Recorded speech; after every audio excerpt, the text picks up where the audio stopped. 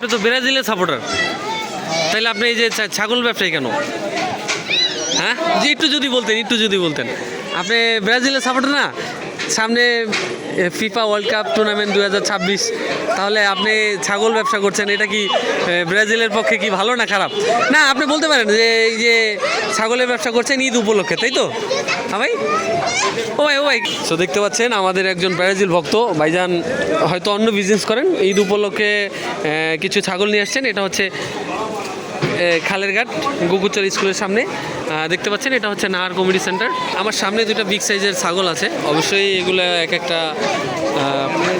18,000 20,000 টাকা। আসসালামু আলাইকুম জামাল ভাই, কি অবস্থা, কেমন আছেন বাবা? এখানে 3টা ছাগল আছে, একেবারে 3টাই এক সাইজের। তো আমরা অবশ্য আগে ছাগল গরু দেখলে ডরাতাম, আমাদের বর্তমান জেনারেশন ওরা আসলে ডরায় না, ছাগলই ওনাদেরকে ডরায়, কারণ ওরা আসলে ওরকম না।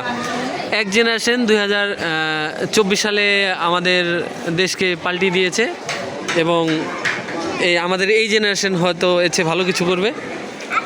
তো দেখতে পাচ্ছেন অনেকগুলো ছাগল, এখানে বিভিন্ন গ্রাম থেকে ভাইয়েরা আসছে, এবং যারা অন্য বিজনেস করে শুধু ঈদের কারণে তারা অল্প কটা টাকা লাভের জন্য, মানে একটু ভালো থাকার জন্য ওনারা ওই ব্যবসা বাদ দিয়ে কটা ছাগল কিনেছে, টাকা ইনভেস্ট করছে।